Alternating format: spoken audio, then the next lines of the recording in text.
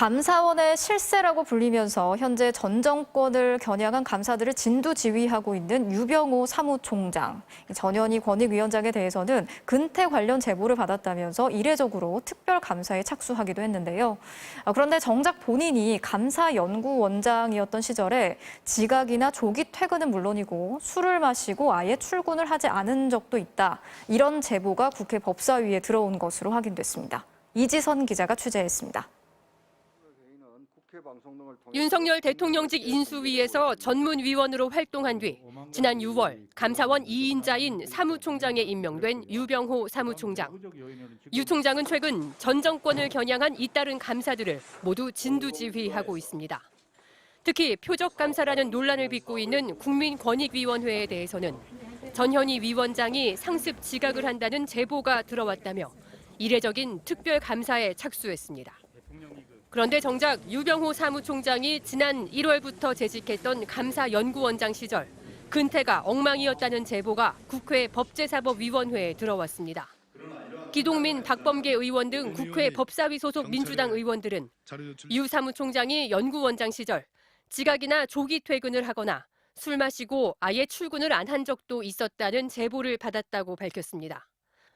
감사연구원장은 기관장이긴 하지만 2급 공무원이 맡는 자리이기 때문에 공무원 복무 규정에 따라 하루 8시간 근무를 엄격히 지켜야 합니다.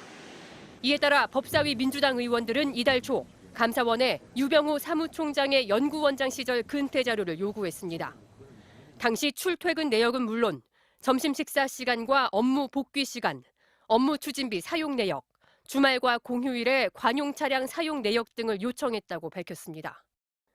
이와 함께 민주당은 전 정부에서 임명된 고위 공무원들만 근태 감사를 벌이는 건 부당하다며 모든 장관급 인사들에 대한 근태 자료를 정부에 요구했습니다. 출퇴근 시간 근태 관리하고 있는데 다른 장관에 대해서는 하지 않고 있어요. 이게 감사 절차 기준이 공정하게 적용돼야 되는데 이런 것들이 전혀 지켜지지 않는다라고 보입니다. 이에 대해 국무조정실은 장관급 근태는 관리하지 않고 있다고 답했고 감사원도 유 사무총장의 근태 자료를 제출하지 않고 있는 것으로 전해졌습니다. 유병호 사무총장은 제보 내용이 명백한 허위 사실이라며 매일 8시 45분 전에 연구원장 사무실에 도착하는 것이 습관이었다고 밝혔습니다.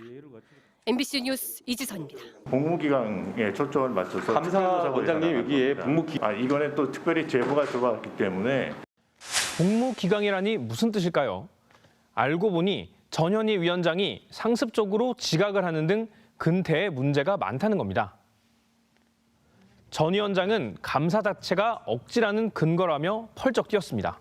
지각이라는 개념 자체가 있을 수가 없는 겁니다. 서울 사무실에서 근무를 하거나 아니면 외부 업무를 하거나 현장 또 이런 근무를 하고 난 이후에 오후에 세종 사무실에 내려가는 경우가 있는데요. 그 경우는 사실은 출근을 오전에 해서 업무를 본 거고요. 난데없이 기관장의 출퇴근 시간이 도마에 오른 건데 정부 부처 수장들의 근태가 원래 엄격히 관리되고 있었던 걸까요? 그래서 저희가 한 국회의원실을 통해 알아봤습니다. 장관의 출퇴근 시각을 매일 기록한 부처는 국방부와 국토교통부 딱 두 곳이었습니다. 법무부와 행정안전부 등 다른 곳들은 모두 출퇴근 시간 자료를 관리하지 않는다, 이런 답을 보내왔다고 합니다. 감사원도 마찬가지였는데요. 감사원장은 출퇴근 시간을 엄수하고 있다고 한 겁니다. 하지만 구체적 근거는 밝힐 수 없다고 했습니다. 심지어 이 감사원도 감사원장에 대해서 근태 관리를 안 하고 있거든요.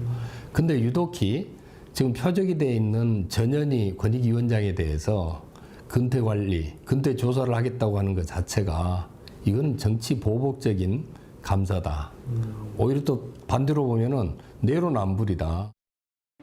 내가 하면 낭만적인 로맨스이고 남이 하면 불륜이란 뜻의 내로남불.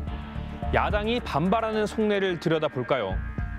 지금 감사원에 표적이 된 기관들 대부분 문재인 정부가 임명한 수장들이 재임 중인 곳이죠.